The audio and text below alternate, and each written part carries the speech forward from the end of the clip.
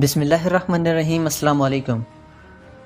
دوستو، کرلس عثمان میں جب سے اس نئے ترگت کی انٹری ہوئی ہے تب سے مجھے ہر چینل اور ہر ویب سائٹ پر بس یہی کمنٹس دیکھنے کو مل رہے ہیں کہ اس ترگت کو دیکھنے کے بعد وہی والا مزہ نہیں آ رہا، تو لہٰذا پرانے والے ترگت کو واپس لایا جائے۔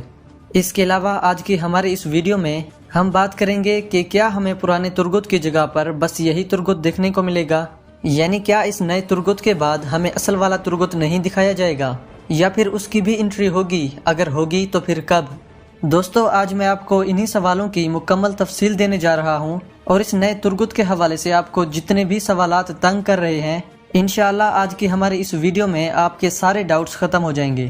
ناظرین، سب سے پہلے تو میں آپ کو یہ بتانا چاہوں گا کہ اس نئے ترگت کو آپ ہمارے پرانے والے ترگت سے کمپیئر کرنا بند کر دیں، کیونکہ یہ جو نیا ترگت ہے اس کا نہ تو کوئی حقیقت سے واسطہ ہے اور نہ ہی ہم نے اس ترگت کے کوئی کارنامے سنے ہیں۔ تو آپ کو بتا دوں کہ یہ جو ہمارا نیا والا ترگت ہے اس کو صرف اور صرف ہمارے گریٹ محمد بزدیک کی امیجینیشن پر ہی بنایا گیا ہے۔ اب ناظرین، یہاں پر ایک اور سوال پیدا ہوتا ہے کہ آخر محمد بزدیک نے ایسا کیوں کیا؟ دوستو، آپ کو بتا دوں کہ کرلس عثمان سیریز میں اب جس دور کو دکھایا جا رہا ہے اس کے مطابق یہ بالکل سچ ہے کہ بہت سارے ترک قبائل اپنی آزادی کے لیے بازنطینیوں کے خلاف اٹھ کھڑے ہوئے۔ اس کے ساتھ محمد بزدیک بخوبی یہ جانتا ہے کہ ترگت کا کردار ایک ایسا کردار ہے جس سے وہ اپنی سیریز کی ریٹنگ کو کبھی بھی بڑھا سکتا ہے۔ تو ناظرین، یہی دو وجوہات ہیں جس کو مد نظر رکھ کر محمد بزدیک نے اس نئے والے ترگت کو اس سیریز میں ایڈ کیا، تاکہ اس سیریز کو تھوڑا سا بہتر کیا جائے، اور جو ناظرین ترگت کے انتظار میں تھے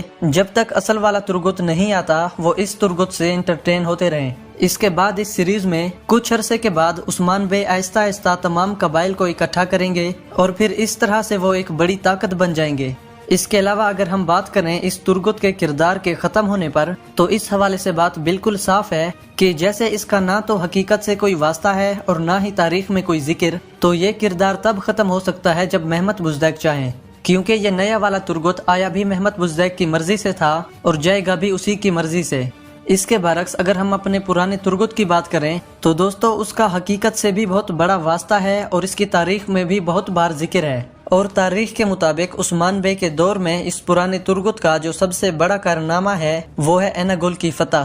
اب یقیناً کچھ لوگ یہ سوچ رہے ہوں گے کہ ایناگول کی فتح کب دکھائی جائے گی۔ دوستو، ذرائع کے مطابق اس تیسرے سیزن میں ہی ہمیں ایناگول کی فتح لازمی دکھائی جائے گی۔ اس کی سب سے بڑی وجہ یہ کہ دوسرے سیزن میں تو یہ فتح نہ ہو سکا، لیکن اگر اس تیسرے سیزن میں بھی اس کی فتح نہیں دکھائی گئی تو اس سے یقیناً اس سیریز کو بہت بڑا نقصان ہوگا، یعنی وہ نقصان ریٹنگ کے حوالے سے بھی ہو سکتا ہے اور ویورشپ کے حوالے سے بھی، اور یہ بات بھی بالکل کنفرم ہے کہ ایسا محمد بزدیک کبھی نہیں چاہے گا۔ تو دوستو، لازمی محمد بزدیک اسی سیزن میں ہی ایناگول کی فتح دکھائیں گے، اور جس کے لیے اس کو پرانے ترگت کی واپسی لازمی کرانی ہوگی۔ اس کے علاوہ آپ کو بتا دوں کہ تقریباً آپ کو پتہ ہوگا کہ محمد بزدیک اپنی مرضی ہی کرتا ہے، تو ہو سکتا ہے کہ یہ دونوں ترگت کے ساتھ ہی یہ قلعہ فتح کرائے، یا پھر اس کے برعکس یہ بھی ہو سکتا ہے کہ وہ صرف اسی نئے ترگت کے ہاتھوں ہی ایناگول کی فتح دکھا دے۔ دوستو، کیونکہ آگے ہمارے محمد بزدیک صاحب ہیں جن کو کوئی بھی نہیں سمجھ سکتا، تو اس حوالے سے آپ نے بھی اپنی رائے مجھے کمنٹ میں لازمی بتانی ہے، اور اس کے ساتھ ملتے ہیں ہماری اگلی ویڈیو میں۔ تب تک کے لیے اللہ حافظ۔